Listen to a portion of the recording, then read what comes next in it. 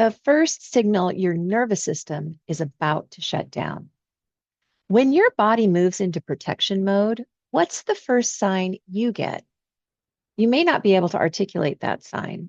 You might even be asking, well, why is this important to know about the first signal of shutdown? Well, stay tuned because we're going to explore that in this video. Many people believe that shutdown happens suddenly. One moment they're engaged in a conversation, and then the next moment, bam, they feel disconnected or numb. But the nervous system usually gives one important signal first. Many people who experience shutdown during conflict describe it as something that happens, all of a sudden. They might say, I just shut down, or I couldn't respond anymore.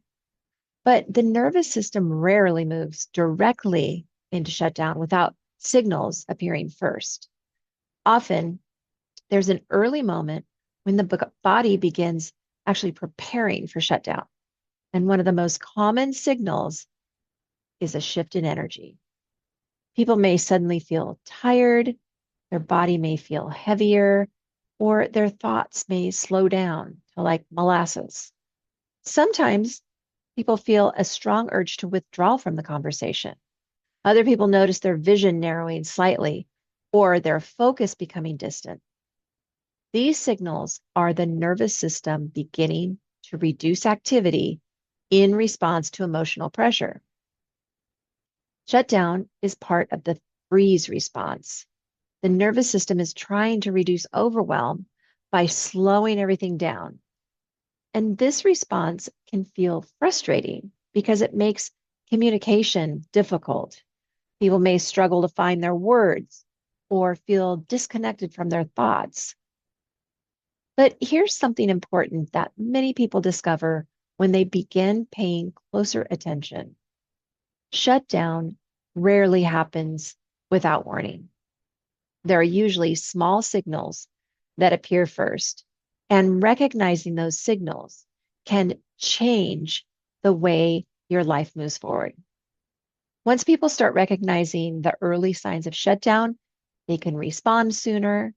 They might notice their energy dropping or their thoughts slowing down or their body becoming still.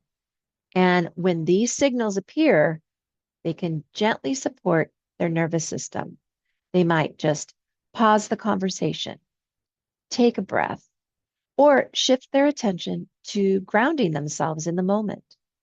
Over time, these practices help the nervous system remain present longer during emotional conversations. Instead of moving directly into shutdown, people develop the ability to stay engaged. So this doesn't mean that shutdown never happens again, but it happens less frequently. It happens um, less like a mower mowed you over, and people start recovering more quickly. This is how nervous system capacity develops. It develops gradually through awareness and supportive exercises. So in the next video, you'll learn what actually builds nervous system capacity, because we've been talking a lot about what the problem is, what the triggers are, what the protection modes are, um, body signals. And now we're going to move into what helps you build capacity. Because even if you learned about nervous system regulation and you know about practices, you may still be reacting strongly during emotional conversations. So we'll explore what actually builds nervous system capacity and how you can develop the ability to actually remain present during that emotional pressure. So if today's teaching resonated with you, I've created a free training called Why You Lose Access to Yourself in Relationships. And inside, I go much deeper into why self-aware women lose access to themselves when emotional pressure rises and what helps them stay connected when it matters. You'll also receive the companion workbook that will help you recognize your own protection patterns and begin applying what you're learning. You can access the free training using the link below the video. And if this video was helpful, I would love to hear from you. Let me know if you resonated with any of those body signals and what appears for you in your life. Let me know in the comments. And if you want to better understand why you are losing access to yourself, especially in relationships, and learn how to stay connected, then go ahead and subscribe to this channel. And I will see you in the next video.